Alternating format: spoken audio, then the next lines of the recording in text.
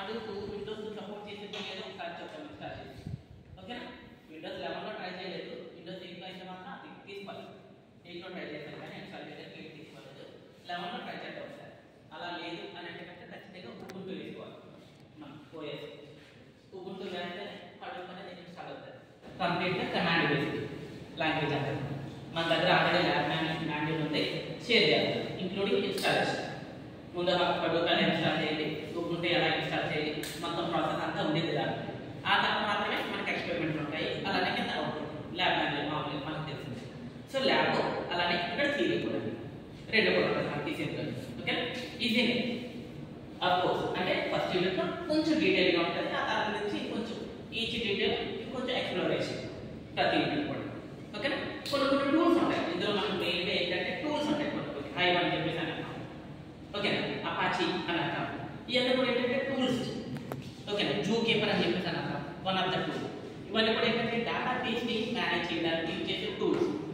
ఒక్కొక్క టూల్ గురించి వాటి స్ట్రక్చర్ ఈచ్ వన్ ఇదే ఎస్ఎఫ్ మనం ముందైతే మనం జస్ట్ డెఫినేషన్ వరకు మాట్లాడుకుంటాం ఫస్ట్ యూనిట్లో. ఇంకా అక్కడ నుంచి అయితే ఇన్ డీటెయిల్గా ఉంటుంది. ఓకేనా? అది as a name suggest big data analytics అని చెప్పేసి అన్నారు. సో బిగ్ డేటా పేరులో మనం హ్యూజ్ అమౌంట్స్ ఆఫ్ డేటా కదా. ఇంకొంచెం డెప్త్కి వెళ్ళే ముందుగా మనం ఇన్ డీటెయిల్గా వచ్చి బేసిక్స్ డిస్కస్ చేద్దాం. ఆ తర్వాత బిగ్ డేటా వెళ్తాం, అసలు ఎలా వచ్చింది ఏంటి కాదు. ఓకే, ముందుగా ఫీల్డ్ నుంచి వినే ఉంటారు మీరు. ఫీల్డ్ ట్రెడిషనల్ ఉంటాయి, అన్ట్రెడిషనల్ ఉంటాయి.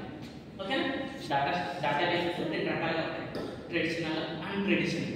ట్రెడిషనల్ కొన్ని ఉన్నాయి, అవి ఏంటో చూద్దాం. అన్ట్రెడిషనల్ కొన్ని ఉన్నాయి, అవి కూడా చూద్దాం, డిస్కస్ చేద్దాం. ఓకేనా? ముందు అసలు డేటా ఎలా ఉంటుంది ఏంటి అనేది డిస్కస్ చేసిన తర్వాత దాని తర్వాత. ఓకేనా? సో ముందుగా ఫీల్డ్ అని చెప్పేసి అన్నట్టు ఆల్రెడీ మనకు తెలిసియే. ముందుగా ఎవరికైతే ఇప్పుడు టీవీలు వచ్చేసినాయి, జటాబైట్లు వచ్చేసినాయి, డేటా అంటే అంత హ్యూజ్ అమౌంట్స్ ఆఫ్ డేటా మనం హార్డ్ డిస్క్లో స్టోర్ చేయొచ్చు. లేదా మెయిన్ ఫ్రేమ్ కంప్యూటర్స్ ఉంటాయి, పెద్ద సర్వర్లు, డేటా అంతా కూడా మెయిన్ ఫ్రేమ్స్లోనే స్టోర్ అవుతుంది. ఇప్పుడు కూడా ఐబిఎం మెయిన్ ఫ్రేమ్స్ అని చెప్పేసి అని అంటారు. ఓకేనా? విప్రోడికి మన ఎస్బీఐకి అన్ని కూడా మెయిన్ ఫ్రేమ్సే ఉంటాయి.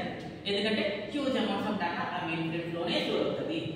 ఇదివరకు అయితే మెయిన్ ఫ్రేమ్ కంప్యూటర్లు అయ్యి లేవు, ఎంత huge amounts of data storage capacity లేవు. ఇదివరకు అయితే ఏంటి, ఫ్లాపీలో 1.44 MB డేటా మాత్రమే స్టోర్ చేయగలిగేవారు. అందులో 1.44 MB మెగాబైట్ ఫ్లాపీ డిస్క్. ఆ తర్వాత మ్యాగ్నెటిక్ ప్లేట్, ఆ తర్వాత ఆప్టికల్ డిస్క్, ఆ తర్వాత హార్డ్ డిస్క్లు వచ్చేసాయి మనకి.